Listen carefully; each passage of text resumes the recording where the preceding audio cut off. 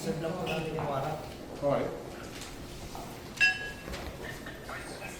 Ikaw po ba si Norman Magusig po?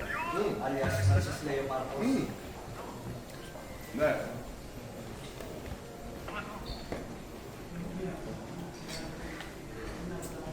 Okay. Parang saan yan? Bago pa po yun, ayanin pong basahan ko po kayo ng ano. Kita mo, sir? Kita mo? Operatiba ng CIDG po. Kayo po ba, ulitin ko po, kayo po ba si Norman Mangusing alias Francis Leo Marcos? Yes, ako. Kayo ay aming inaaresto sa bisa ng warrant of arrest na issue ng RTC Branch 294 Parañaque City for violation of unjust vexation under Article 287 of Revised Penal Code as amended in relation to Section 6 of RA 10175. Kayo ay may karapatang manahimik, sir, o sa walang tigo, o ano man ang inyong sabihin ay maaaring ipabor o laban sa inyo. Sa anumang hukuman, kayo rin ay may karapatan kumuha ng sarili nyong abogado at kumuha ng kung wala po kayong sariling abogado, kayo po ay pagkakalooban ng libre ng gobyerno. Kayo rin po, andito ako sa inyo, ay may karapatan kumuha ng sarili nyong doktor na magsusuri ng inyo. Sir, pwede paano po yan at maano nyo yung karapatan po? Sige.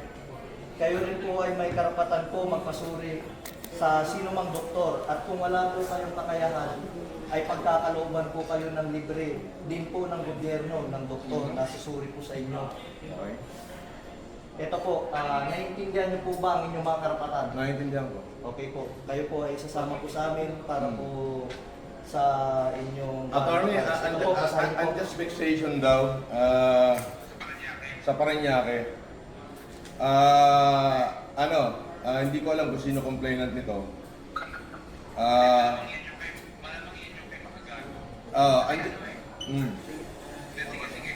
Andito ako sa Newport, ina-arresto na nila ako, sasama ako ngayon, hindi ko natatapusin itong pagkain ko. Inilive na nila ako. Pwede bang sasama na lang ako, Brad? Huwag mo na ako ipahiya. Hindi, kailangan po kasi may procedure po tayo. Sige, sandali. Iramin ko lang. May procedure po tayo, sir. Attorney, nasa ka ba? Kunin mo tayo. Kailangan bailan nyo na ako rito.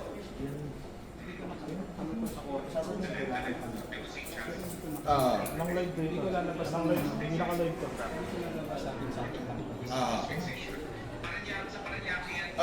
Sandali lang, kausapin ko lang abogado ko. Sa Parañaque, eto, binibidyoan na ako rito. Ewan ko kung may vlogger dito. Wala. Lagi dito. Andito na. May warrant, 120,000 yung bill, 12 counts of unjust vexation.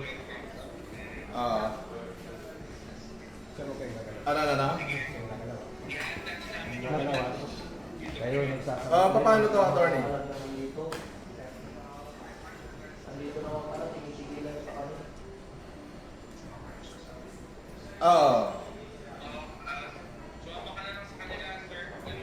Tapos, Pwede po kayong kasuhan ng obstruction of justice